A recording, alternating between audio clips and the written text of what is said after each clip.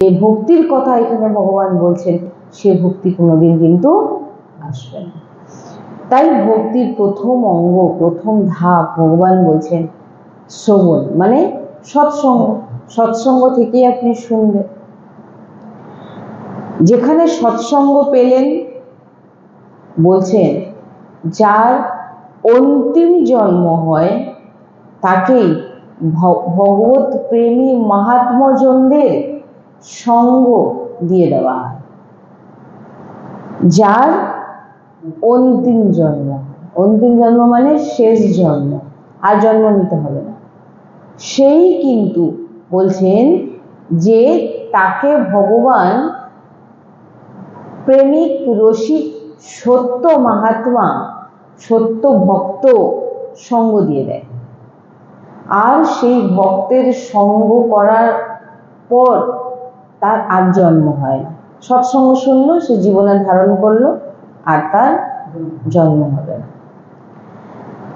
যার সংসারের দুঃখের অন্ত হয়ে যায়, এই যে সংসারের প্রত্যেক ব্যক্তি দুঃখী, সেই দুঃখের যখন শেষ হয়ে যায়, বলছেন সাধু সন্তজনদের প্রতি তার বিশ্বাস জাগ্রত হয়। আমরা এখন শুনলাম না যে সাধু একটু জল তার গায়ে পড়ে যেতেই সে কিন্তু তার যত পাপ, আপনি ভগবানের নাম নিতে পারবেন না যদি আপনার মধ্যে পাপ থাকে, পাপ কর্ম থাকে, আপনি ভগবানের নাম নিতে পারবেন না।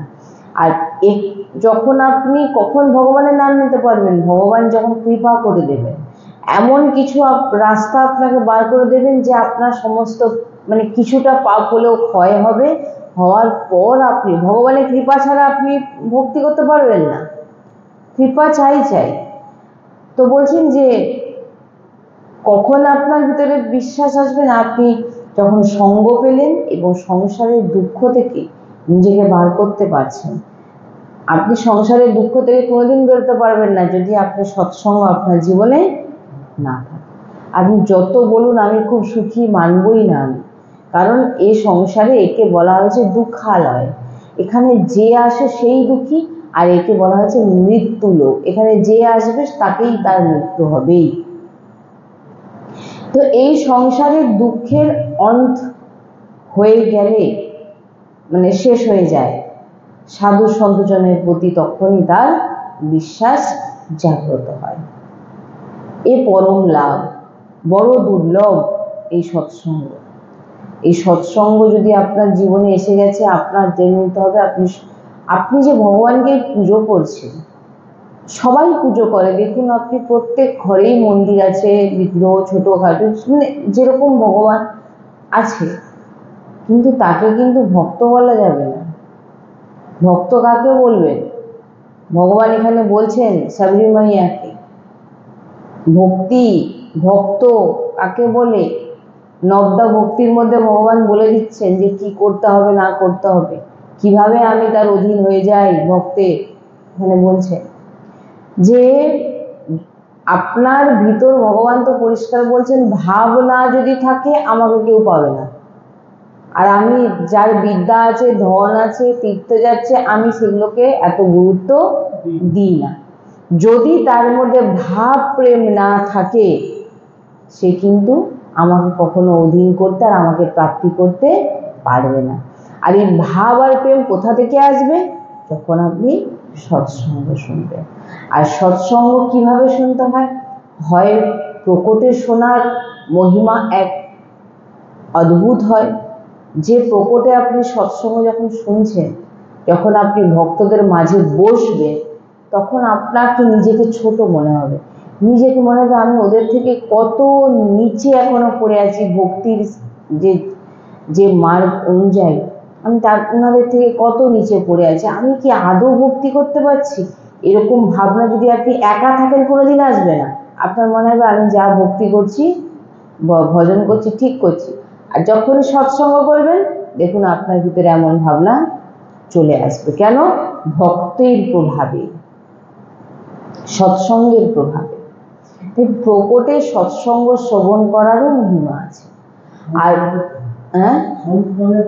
হ্যাঁ, মহিমা বলতে আপনি যখন প্রকটে বসবেন, তিনাদের যে পরমাণু, তিনাদের যে দৃষ্টি যখন আপনাদের উপরে পড়বে, আমাদের উপর পড়বে, সাধু মহাত্মাদের, তখন কি হবে, আমাদের জীবনের যে তিনাদের দেখে আমাদের নিজেদের দুর্গুণগুলোকে আমরা প্রথম চিনতে পারব। আর তিনাদের তো পরমাণু আছেই যে আমাদের। তো বলছেন যে অতীব দুর্লভ, নারদজি বলছেন এই ছল কপটের রাজ্যে কোথাও সাধু মহাত্মার সঙ্গ পাওয়া এ কেবল ভগবানেরই কৃপাতে হয়। বলছেন সত্য ভক্ত, নিষ্কাম ভক্ত, লোভহীন ভক্ত পাওয়া অতি দুর্লভ, অতি দুর্লভ। আগে ভক্তি কি সেটাকে এই জন্য বলছে না যে আগে জানতে হবে ভক্তি কাকে বলে। লোভী যদি হয় তাহলে তোমার সঙ্গ ঠিক হচ্ছে না, কামী যদি হয় তাহলে তোমার সঙ্গ ঠিক হচ্ছে না, সে ভালোই বেশধারী হয়ে থাকে। হ্যাঁ, এই জন্য বলছেন, নারদজি বলছেন এই ছল কপটের রাজ্যে সত্য সাধু মহাত্মার ভক্তের সঙ্গ পাওয়া অতি অতি অতি দুর্লভ।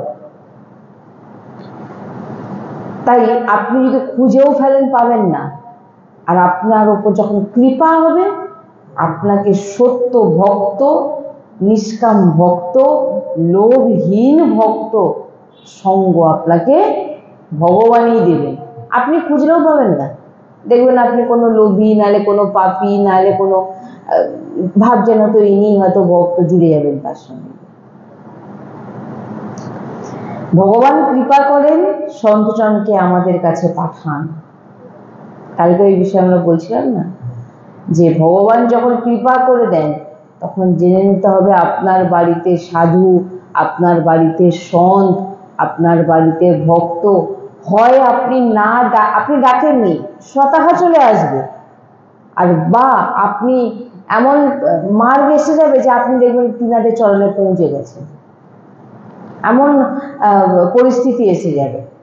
এই দুটো কৃপা ভগবানের, যে সেদিন থেকে জেনে নেবেন আপনার জীবনে কল্যাণ শুরু। এক, হয় ভক্ত সাধু সন্ত চলে আপনার বাড়িতে চলে যাবে। আমাদের ধামের কথা তো আমি কালকেও আলোচনা করছিলাম যে এই জায়গায় বসেই সাধু সন্তজন যে এসেছিলেন, অনেকজনই এসেছিলেন, তার মধ্যে এখানে 3 জন এসেছিলেন। তো এখানে এসে তিনারা এই নবদা ভক্তি আলোচনা করেছিলেন, যে আলোচনাটা আমরা করছি এই জায়গায়, ঠিক এই জায়গায় তিনারা বসেছিলেন সবাই। তো সেই দিন আর আজকের দিন সন্তজন যখন আপনার কাছে স্বয়ং এসে যাবে, ভক্তজন আপনার কাছে স্বয়ং এসে যাবে, সত্য ভক্তজন, তাহলে আপনি জেনে নেবেন যে আপনার কল্যাণ শুরু হয়ে গেছে। আপনি নিজের ভিতর পরিবর্তন দেখতে পারবেন। যদি অজামিলের চরিত্র দেখেন সেখানেও দেখবেন সন্তজন আসার পর তিনার জীবনে পরিবর্তন এসেছিল। কিভাবে না, তিনি বলে দিয়ে গেছিলেন যে তোমার ছেলের নাম নারায়ণ, পুত্রর নাম নারায়ণ রায়। এই জন্য সাধু সন্ত যখন আপনার না আপনি ডাকেননি, আপনার বাড়িতে চলে এসছে, হ্যাঁ, তখন আপনি জেনে নেবেন যে আপনার কল্যাণ শুরু। আর আমার উপর তো অতি অতি কৃপা ভগবানের সবসময় লাডলির আছে, স্বয়ং চলে এসছেন। একবার নয়, দুবার নয়, অনেকবার সাধু সন্তের সমাগম এখানে হয়েছে, এবং ভক্তজনদের কৃপা তো এখানে সবসময়ই হয়। প্রত্যেক ভক্তজন তো মানে আমাদের এখানে সবসময় দর্শন করতে আসেন না, দর্শন দিতে আসেন। আমাদের গুরুজি সবসময় বলেন গোটা বিশ্ব থেকে সাধু সন্ত গুরুজির কাছে যাচ্ছে, বলছেন ওনারা কি আমার দর্শন করতে এসেছেন? বলেন না, ওনারা দর্শন দিতে এসেছেন, কারণ আমি যেতে পারছি না। এই জন্য যে আমাদের এখানে সাধু সন্ত সমাগম সবসময় হয়েছে, একবার নয়, দুবার নয়, 12 বার হয়েছে। এবং ভক্ত সমাগম আমাদের সবসময় এই ধামে, কিন্তু এখানে এসে বসে ভক্ত কাঁদে, এখানে এসে বসে ভক্ত প্রার্থনা করে, লাডলিকে ডাকে। এই অনেক কৃপা আমার উপর আছে। আমি গর্ব মনে করি যে গুরু কৃপা আর এই ভক্তজনদের কৃপা, সাধু সন্তদের কৃপা আমার উপর অশেষ আছে। তাই হয়তো আজকে আমি এখানে বসে থাকতে পারছি, আপনাদেরকে শোনাতে পারছি। তাই এই সাধু সঙ্গ অতীব দুর্লভ। ওই জন্য আপনি জেনে নেবেন যে একবার এক সন্ত এসেছিলেন আগের বছর মনে হয়, ঠিক ওই আপনার এর সময়, হ্যাঁ সাগরের সময় এসে ডাকছেন আমাকে, রাধামা রাধামা জোরে জোরে, যেন মানে বহুদিনের সম্পর্ক, বহুদিনের সম্পর্ক। ওনারা আগের বছরে এসেছিলেন, আগের বছর তিনার গুরুদেব এসেছিলেন এবং তিনার গুরুদেবের সঙ্গে আমাদের বার্তালাপও হয়েছেন, কথাও বলেছিলেন, বসেছিলেন, তিনাদের জল ইত্যাদি সেবা। আর আগের বছর এইবারে যে এইবার না তার আগের বছর যিনি এসেছিলেন, এটা তার আগের বছরের কথা বলছি, তিনি এসে আমাকে ডাকছেন রাধামা রাধামা, যেন আমাকে যেন বহুদিন আগে ধরে চেনে, উনি চেনেন। তাহলে উনি কে ডাকছেন এটা ভাবো। উনি বলছেন আমরা আগের বছরে এসেছিলাম, কিন্তু আমাদের ধামে উনি কিন্তু আসেন, হয়তো একসঙ্গে ছিলেন কিন্তু উনি ছিলেন না, যিনি উনাদের গুরুদেব ছিলেন তিনি কিন্তু আসেননি। তিনি তাহলে নাম জানলেন কি করে? আমি তো এখন অব্দি সেটাই চিন্তা করছি, কি করে নাম জানলেন? এসে ডাকছেন রাধামা রাধামা, এসে ডাকছেন, তারপরে নেমে এসে বার্তালাপ ইত্যাদি। উনাদের এই যে মাথায় হাত দিয়ে আশীর্বাদ করছেন, আমি ডাকিনি, স্বয়ং এসছেন, এসে কৃপা করে দিয়ে যাচ্ছেন। হ্যাঁ, এই সাধু সন্তের সমাগম আপনার যখন মানে আপনার গৃহে বলুন বা কোনো ধামে বলুন, যখন আসেন তিনারা পাবন করে দিয়ে চলে যান আপনার বাড়িকে, আপনার গৃহকে। হ্যাঁ, তারা পাবন করে দিয়ে চলে যান, কারণ তিনারা সাধারণ ব্যক্তি নন। আর ভগবানের কৃপাতেই ভক্ত আপনার বাড়িতে আসে, এটা জেনে নেবেন। ঠিক ওই বলে না যে সাগরে স্নান করতে যায়, গঙ্গা আসতে চেয়েছিলেন না, বলে না না আমি যাবো না, কলি আমাকে একেবারে অপবিত্র করে দেবে। তখন বলেছিলেন যে না, বছরে একদিন, ওই একদিনে তুমি পবিত্র হয়ে যাবে। যত সাধু সন্ত দেখবেন, যত ভক্ত, যত সাধু সন্ত ওই দিন স্নান করবে, ওই দিন গঙ্গাকে পবিত্র করে দেয় সাধু সন্ত। অনেক মহিমা। এই জন্য ভক্ত সঙ্গ করা, সাধু সঙ্গ করা, ভক্ত। আবার আপনি ওই যে নারদজি বলছেন না, আপনি সদ্য ভক্ত জানতেও পারবেন না, চিনতেও পারবেন না, খুঁজলেও পাবেন না, এ তো কৃপাতেই পাওয়া যায়। তো এ অনেক দুর্লভ। আর এবার তিনাদের সঙ্গ পাওয়ার পর তিনারা যে যে কথাগুলো বলবেন সেগুলোকে যদি মানা, এটাই হচ্ছে নারদজি বলছে অতি কঠিন। এটাই বলছে নারদজি অতি কঠিন। কারণ সৎসঙ্গে যখন আপনি আসবেন, আপনার মনের বিরুদ্ধে কথা হবে। আপনি যেটা চাইছেন সেটা কিন্তু এখানে বলা হবে না। আমি দুদিন আগে এসে একজন ভক্ত বলছিলেন না যে আমি সময় পাই না পাঠ করার, বাণী পাঠ করার সময় পাই না। তখন আমরা এখানে আলোচনা করেছিলাম না যে এখানে কারোর মন মানিয়ে আচরণ চলবে না, যে তুমি করতে পারছো না বলে তোমাকে না, যেটা যেটা গুরুজির আদেশ সেটা তো মানতেই হবে। সৎসঙ্গ মানে আপনার মনের বিরুদ্ধে কথা। সৎসঙ্গ আপনাকে বলবেন এর সঙ্গে মিশবে না, সৎসঙ্গ আপনাকে বলবে আপনি এদিক ওদিক খাবেন না, সৎসঙ্গ আপনাকে বলবেন আপনি এদিক ওদিক যাবেন না, এই তার কাছে গিয়ে সৎসঙ্গ আপনাকে শেখাবে। এবার আপনি সৎসঙ্গ শুনে বাইরে গিয়ে আপনি সেই কাজগুলোই করলেন, তাহলে আপনার উপর সৎসঙ্গের কোনো রং চড়বে? চড়বে না। কেন না, আপনি সৎসঙ্গের কোনো বাণী মানেন। আর যদি আপনি নিজের মন মানি আচরণ না করে সাধু সন্তের বাণী মেনে, ভক্তের বাণী মেনে চলছেন, তাহলে আপনার পরম কল্যাণ হবেই। এই আহারের বিষয় নিয়ে আমরা কদিন আগে আলোচনা করেছি যে কিভাবে আমাদের আহার করা উচিত। আমরা কত কিছু জিনিস যেগুলো আমরা জানি না, এই জন্য সৎসঙ্গে জানা যায়। অনেক কিছু জিনিস আছে যেগুলো আমরা জানতে পারি না। তার মধ্যে একটা জলের বিষয়ে আমরা আলোচনা করেছিলাম, ওই বিষয়টা অনেকেই জানে না যে যে জলের আমরা সেটা আলোচনা করছিলাম না, যে 20 লিটারের জল যেটা আমরা খাচ্ছি নিয়ে এসে, যে ড্রাম, সেই ড্রামটা যে কত লোকের ঘর হয়ে আসছে, কত লোক, হ্যাঁ সেটা তো আছে আছে, জল যেখানেই থাকুক, যে পাত্রে আছে সেটার পাত্রটাকেও দেখুন আগে, কত বাড়ি হয়ে আসছে, কত লোক তাকে স্পর্শ করে খেতে খেতে সেটাকে স্পর্শ করে হয়তো। এইগুলো আপনি সৎসঙ্গে না আসলে জানতে পারবেন না। আপনি ভাবছেন আমি ভক্তি করছি, কিন্তু ভক্তিতে আপনার বাধা পড়ে যাচ্ছে কিছু কিছু এমন জিনিস যেগুলো আপনি সৎসঙ্গ না শুনলে কোনোদিন জানতে পারবেন না। এই জন্য আমাদের সৎসঙ্গ শুনতে হয়। আপনি কোথাও গিয়ে খেয়ে নিচ্ছেন, ধরুন এমন জায়গায় আপনি মানে খাচ্ছেন, আপনি ভাবছেন আমি প্রসাদ পাচ্ছি, আমরা সেদিকে আলোচনা করলাম না, ভগবান বলছেন যে সব সৃষ্টি আমার, আমাকে যে দেবে আমি পাবো, কিন্তু আমার ভক্ত পাওয়ার বেলা কিন্তু এখানে বিধিনিষেধ আছে।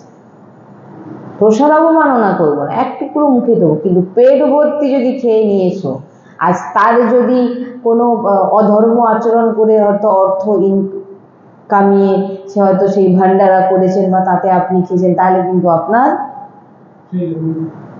সেই দুর্গতি কিন্তু আপনার। আর এগুলো আপনি জানবেন কোথা থেকে? সৎসঙ্গে আসতে হবে। ভগবান এই কারণে বারবার বলছেন যে আমার নবদা ভক্তির প্রথম হচ্ছে সৎসঙ্গ। তো নিজের মন মানি, নিজের মনের মতো যদি চলেন, তাহলে আব যদি কাহে, এমন ভাবনা করে আসতে হবে যে আমি আমার এই গুরু বলুন, সন্ত বলুন, আমি যে ইনার সামনে এসে বসেছি, ইনি যা যা বলবেন, আব যদি কাহে, যা যা বলবেন আমি সেটাই মেনে চলবো। ব্যাস, আপনার উদ্ধার হয়ে যাবে, আপনার কল্যাণ হয়ে যাবে। লাখ কোষ দূরে থেকে, এবারে বলছেন হয়তো যারা সৎসঙ্গে আসতে পারছেন না, লাখ কোষ দূরে আছে, কিন্তু সন্ত ভক্তর শব্দ বাণী, সেই শব্দ বাণীকে নিজের জীবনে ধারণ করে নিয়েছে। ভালোবেসে প্রকটে আসতে পারছে না, কিন্তু জীবনে ধারণ করে নিয়েছে। আর কেউ সঙ্গে আছে, সাধু সন্তের সেবা করছে, কিন্তু বাইরে গিয়ে মনের মতো আচরণ করছে, তাহলেও কিন্তু সে দূরে থেকে যে ফল প্রাপ্তি করবে, আর সে কাছে থেকে সেবা করেও কিছু অর্জন করতে পারবে না। কেন না? সে তার মনের মতো চলছে। যদি কাছেও থাকে তাতেও লাভ হবে না। কেন লাভ হবে না? না, সে নিজের মনের মতো। বলুন, একটি ভক্ত দেখলেই লোক বলবে এই ভক্ত এসে গেছে, মানে আমার লেভেলের সে নয়। মানে কি? ভক্ত স্পেশাল হয়, ভক্ত স্পেশাল হয়। ভক্ত আপনি বলুন না, এই যে বড় বড় সাধু সন্তের সঙ্গে আপনি সামনে দাঁড়িয়ে আপনি সাংসারিক কথা আলোচনা করতে পারবেন? করতেই পারবেন না। আপনি কেন পারবেন না? ভাবুন, এটা করতেই পারবেন না। হ্যাঁ, সে তো তাকানো তো। আর আমরা কি করি? নিজেকে ভক্ত বলে সংসারিক আলোচনা করছি, বাইরে বেরিয়ে সংসারিক চর্চা করছি, যেটা আমাদের কোনো কাজের নয়, যেটা আমাদের শরীরের পক্ষেও ক্ষতিকর, মানসিক ক্ষতিকর, পরমার্থেও ক্ষতিকর। ক্ষতিকর নয়? আপনি পরচর্চা করছেন, পরনিন্দা করছেন। এবার আপনি বলুন, একটি ভক্ত তো এসব করবে না। এবার সাংসারিক ব্যক্তির সঙ্গে ভক্তের কোনো কানেকশন থাকবে তাহলে? কারণ ভক্ত কি চর্চা করে? ভগবত চর্চা করে। তো অন্য কথা বলতেই জানে না, আর তার কাছে বললেও সে শুনবে না। তখন সে কি হয়? এ আমাদের, হ্যাঁ, আমাদের মতন নয়, এ আলাদা। কেন? না, কারোর সঙ্গে মিশে না। কেন মিশবে ভাই? কেন সংসারের চর্চা করব? কেন পরে নিজেরাই নিজেদের কিছু করতে পারছি না? কেন অপরকে নিয়ে সে না ও হয়ে গেছে, ওটা না সেটা হয়ে গেছে, কেন চর্চা? কি হবে করে? এটাই আমি বলি। অন্যের আলোচনা করে আপনার লাভ আছে কিছু? আমাদের গুরুজি সবসময় বলেন যে যত নিজেকে সঙ্গ থেকে বাঁচাবে তত তুমি পরমার্থে এগোবে। বলছেন আপনার একটি মালা করা, আপনি 100 বার মালা করলেন, 200 বার মালা করলেন, শুধু এইটুকু নাম নিয়েছেন, তার যখন যমরাজের খাতায় যখন খোলা হবে, আপনি যখন যমরাজের কাছে যাবেন, হ্যাঁ, আপনার অনেক পাপ কর্ম, অনেক কর্ম যদি থাকে, আপনি যমরাজের কাছে গেছেন, কিন্তু আপনি 100 মালা 200 মালার নাম জপ করেছেন। যমরাজ যখন খুলে দেখবে যে এর 100 মালা 200 মালা নাম জপ আছে, যমরাজের কিন্তু বুদ্ধি উল্টে যাবে, বিচার করতে পারবে না। কেন না, যমরাজ জানে যে 100 মালা 200 মালা সে যাই একটা নামও যদি নিয়ে থাকে, তার প্রাপ্তি কি সেটা যমরাজ ভালো করে জানে। তাহলে আপনারা ভাবুন, আপনারা কি সংসারের চর্চা করে নরক যাওয়ার জন্য পেটাতে পেটাতে নরকে নিয়ে যাবে? বলছেন না আপনাকে আরতি করে নিয়ে যাবে না নরকে, পেটাতে পেটাতে নিয়ে যাবে। আপনার জন্য কোনো বিমান আসবে না। যেমন কি পুলিশ আগে কি চোরকে ধরলে আগে উত্তম মধ্যম খেলো, তারপরে থানায় খাবে, তারপরে গিয়ে কোর্টে যাবে, তারপরে ইত্যাদি। আগে তো ধোলাই করতে করতে নিয়ে যাবে। তাই ভাই কেন পরের চর্চা, পরের নিন্দা, অন্যের খারাপ আলোচনা করে আমি আমার নিজের মুখটা খারাপ করবো? সেই মুখে তুমি রাধা কৃষ্ণ, রাম কৃষ্ণ, হরি, রাধা, তোমার যে নাম পছন্দ তুমি সেই নাম করো। তোমার ওই একটা নামের বিচার যমরাজ করতে পারবেন না, কারণ স্বয়ং তিনি নিজে মহাভাগবত, ভগবানের ভক্ত, তিনি বিচার করতে পারবেন যে একটা নামও যদি কেউ নিয়ে নিয়েছে। তাহলে আপনি যদি নিরন্তর নিতে থাকেন, তাহলে ভাবুন তাই কেন অসৎসঙ্গ করব? আর এটা কোথা থেকে জানবেন? সৎসঙ্গ থেকে জানবেন।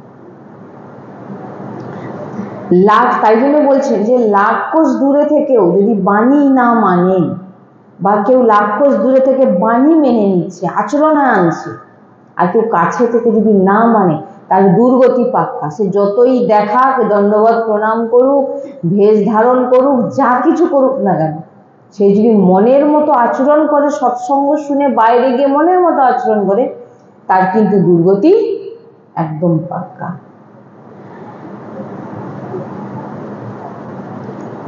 এরকম কত আছে যে 50 বছর সৎসঙ্গ শুনছি, 50 বছর ভজন করছি, কিন্তু সে রং এখনো চড়েনি, জ্বালায় জ্বলছে, মনের জ্বালায় জ্বলছে।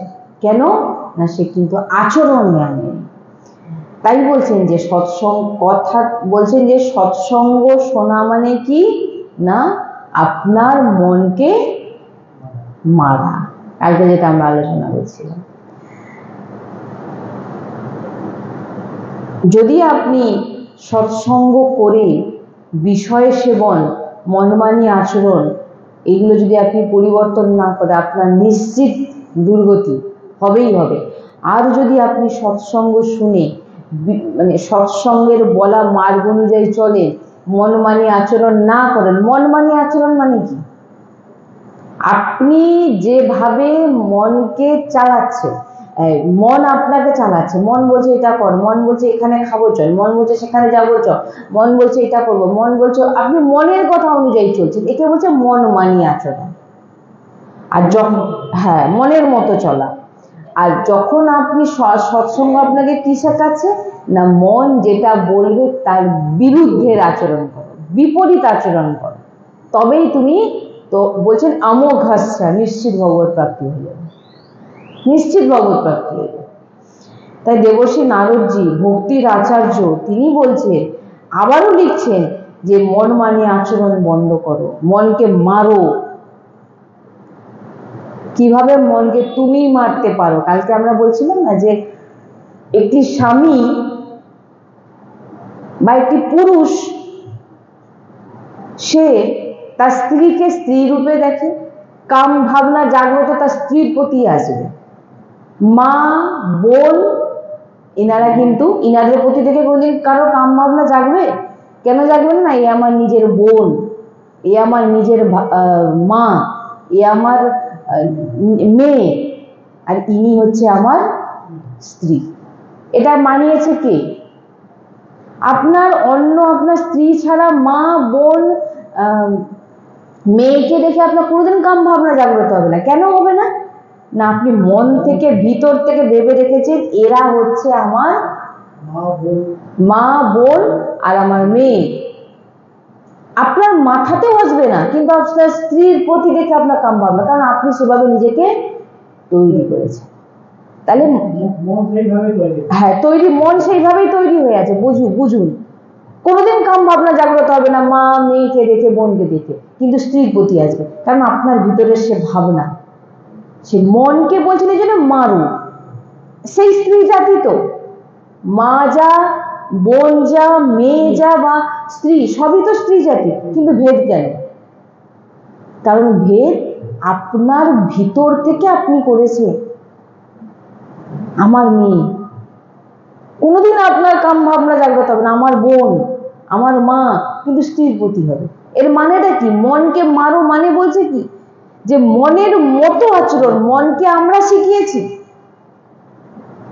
মনকে আমরা শিখিয়েছি, আমরা চেনাইনি, মনকে আমরা শিখিয়েছি। তাই জন্য কি বলছি, যে তুমি মনকে শেখাও যে সবার মধ্যে আমার ভগবান।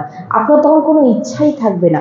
মন মানে আচরণ মানে কি, আপনার মনে ইচ্ছা আছে, বিষয় বাসনার ইচ্ছা আছে, কামনা বাসনা এগুলোর ইচ্ছা আছে, এই ইচ্ছা নষ্ট হয়ে যাবে।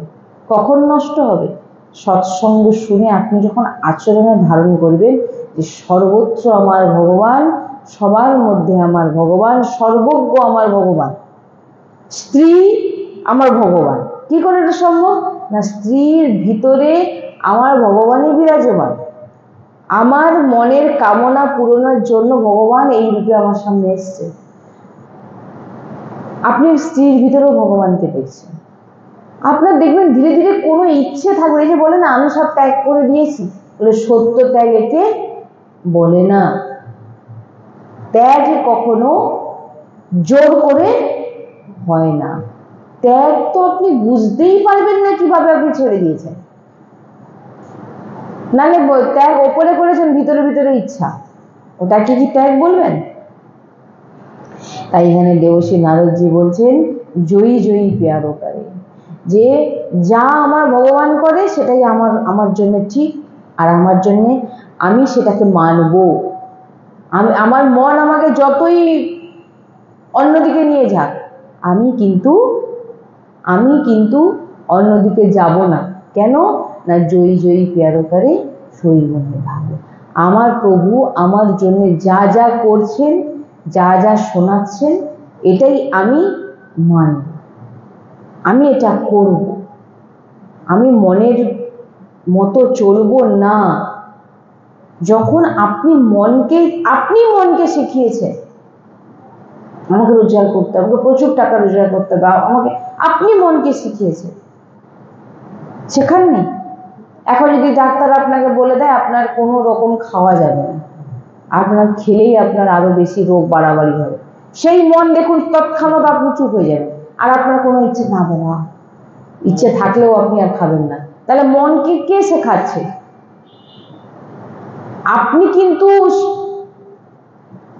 আগুনটা জ্বালানোর জন্য ফুঁটা দিচ্ছেন, এবারে মন তার সঙ্গ দিয়ে দেয়। বাহ, কি বলছি বুঝতে পারছেন নাকি জানি না। ফুঁটা আপনি দিচ্ছেন, এবার মন আগুনটা জ্বালিয়ে দেয়। আপনি বেশ ভোগ করছেন, যখনই আপনি শুনতে পেয়ে গেলেন যে না আমার এই খাবারটা খেলে আমি আর বাঁচবো না, ডাক্তার বলে দিয়েছে খাবার আমার যাবে না, এবারে দেখবেন আপনার ছাড়তে একটু কষ্ট লাগবে না। কেন না এখানে আমার নিজের ওপর চলে এসছে, এখানে কিন্তু আপনি দেখবেন নিজেকে ঠিক করে নেবেন। কিন্তু ওই ভক্তি মার্গে, এই মার্গে আমি যদি আপনারা বলি না খাবেন না, আপনি পরমার্থে যাবেন, আপনি ভগবত প্রাপ্তি হবেন, আপনি দেখবেন মানবেন না, মন শুনে চলে যাবেন, আবার শুরু করে দেবেন। কেন না আপনি মনের বিরুদ্ধ আচরণ করছেন, আপনি মন মানে আচরণ করছেন। এটাই বলছে যে মনকে চেঞ্জ করতে একটু সময়ও লাগবে না।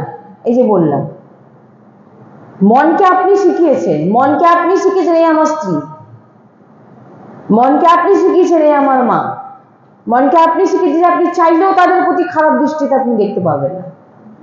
এগুলো কোথা থেকে এসেছে? এসব সংস্কার কোথা থেকে এসেছে? আমরা নিজেরাই আমাদের শিখিয়েছি মনকে। এই জন্য বলছেন যে দেবর্ষী নারদজি বলছেন জয়ী জয়ী প্যারকারে সই ভূমি ভাই, বলছেন যে ভগবান সাধু সন্ত ওনারা যা যা বলছেন সেই অনুযায়ী তুমি চলো, তবেই তোমার মঙ্গল হবে। আর বলছেন সাধু সন্ত এই সৎসঙ্গ করলে কি হবে, যে যা কিছু শাস্ত্রে খুঁজেও আপনি পাবেন না, অর্থাৎ যত বিবিধ প্রকারের গ্রন্থ, সন্ত পন্থ গ্রন্থ সবের অনুভব করে গুরু সাধু আপনার সামনে তার সার কথা রাখছে। এবার আপনি ধরুন সেটা, গুরুজি বলছেন সার কথা বলছি, সারা জীবন সমস্ত গ্রন্থ সমস্ত তীর্থ সমস্ত কিছু অনুভব করে আমি আজকে তোমাদের সার দিচ্ছি যে শুধু রাধা নাম জপ করো। এবার আপনি ধরুন, আপনি যদি এখন গ্রন্থ খুলে নিয়ে বসেন আপনি পারবেনও না, একটা সময় থাকে না, হ্যাঁ একটা সময় থাকে তো না। তা সেই এখন ভাবুন না, আপনার সংসারের কাজ এটা সেটা করে আপনি কত এমন পড়তে পারবেন, আর পড়েও আপনি বুঝবেনও কি? বোঝানোর জন্য তো মাস্টার চাই। এই জন্য বলছে সাধু সন্তের চরণে বসে যাও, তিনারা সব শাস্ত্রের সার আপনাকে দিচ্ছে, এটা করো না সেটা করো না, সব শাস্ত্রে আছে। এবার আপনি ধরুন কোনটা মানবেন কোনটা মানবেন না, না মানলে আপনার দুর্গতি, আর যদি মেনে নেন ভগবত প্রাপ্তি, সোজা রাস্তা। হ্যাঁ, এই জন্যে আমরা আবার কালকে যেটা আলোচনা করব যে ভগবান স্বয়ং শ্রীমুখে শব্দজিকে বলছে যে আমার যে নবদা ভক্তি যে আমাকে অধীন করে নিতে পারে, সেই অধীন করে নেওয়ার যে প্রথম ভক্তির যে অঙ্গ সেটি হচ্ছে সৎসঙ্গ। আর সৎসঙ্গ যদি জীবনে না থাকে চেষ্টা করবেন প্রকটে শোনা, আর প্রকটে শোনা যদি সম্ভব না হয়, এখনো ফোনের মাধ্যমে শুনছেন ঠিক আছে, কিন্তু প্রকটেও শোনা চাই, অবশ্যই প্রকটে শোনা চাই। হ্যাঁ, তো সেই সৎসঙ্গ প্রথম, এরপরে আমরা পরপর আরো ধীরে ধীরে আমরা শ্রবণ করব। শ্রী রাধা বল্লভ রাধা কি, শ্রী হরিবংশ।